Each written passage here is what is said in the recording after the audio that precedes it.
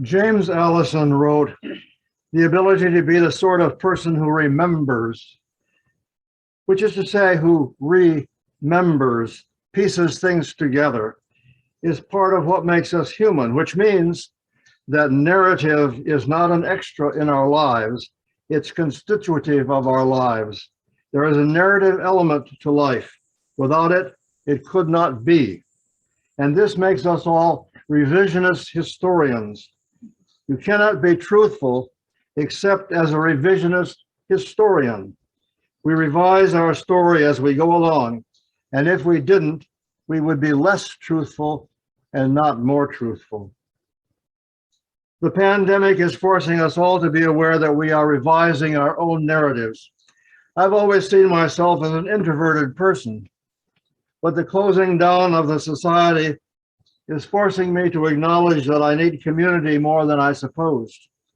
I have tended to be an optimistic person, and now I'm being forced to deal with grief. The kind of grief that infiltrates every part of my being. This is the grief that feels the losses that are everywhere.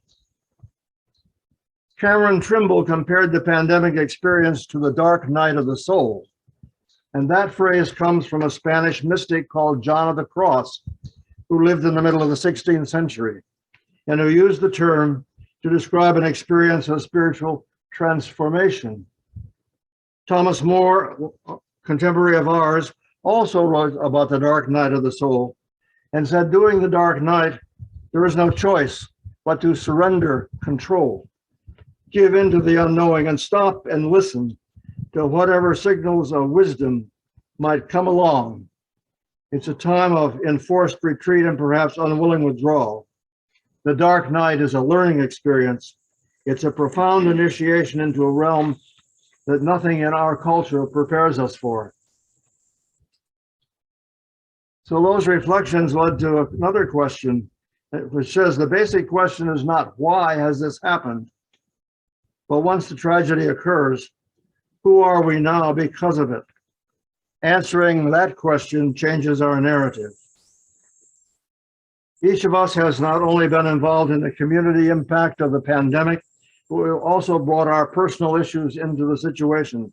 Let me share with you a little piece of my own experience. Very early in the morning on the 15th of July, I got up out of bed to go to the bathroom and collapsed. Long story short, I had hemorrhaging ulcer in my stomach. After a few days in the hospital and a surgical intervention, my wife Marilyn got to take me home about noon on July 18, which was our 63rd wedding anniversary. Needless to say, our plans for changing the anniversary got changed, and my narrative changed. I don't know what kinds of personal things have happened to you, each of you, but I suspect that most of us in the past 18 months have had experiences of loss, which forced some changes, and which may have produced some grieving and even some depression. I invite you to wonder how your own narrative has changed. And next Sunday, we're going to invite any and all of you to share your experiences with us. We are all being pushed into changing our personal narrative.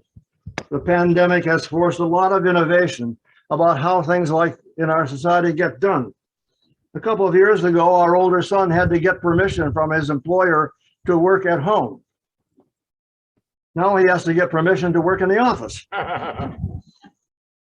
All of this innovation has produced changes that both excite and depress people. Zoom is everywhere.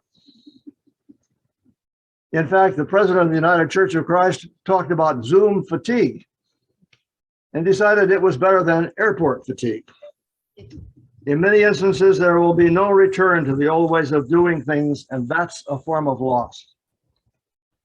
I had an outspoken great-grandmother who told us that every 5 years, a family should either move or have a house fire.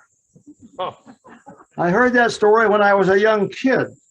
Now I understand that it was about the need to clear away the detritus so that new growth and change could happen. In 1964, Barry Goldwater ran for president and inspired a resurgence of conservatism. His critics suggested that what he was asking us to do was to put our shoes on backwards and walk straight ahead into the past. It's painful sometimes for me to know I cannot walk straight ahead into the past. It's painful to realize that a lot of customs and practices that have shaped my life are gone. It is painful to know that I cannot recover missed time with our grandchildren. The pain is depressing.